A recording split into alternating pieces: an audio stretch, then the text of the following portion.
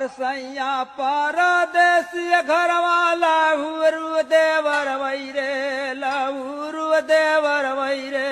छोड़ गईला जियरा को जवाल छैरे ना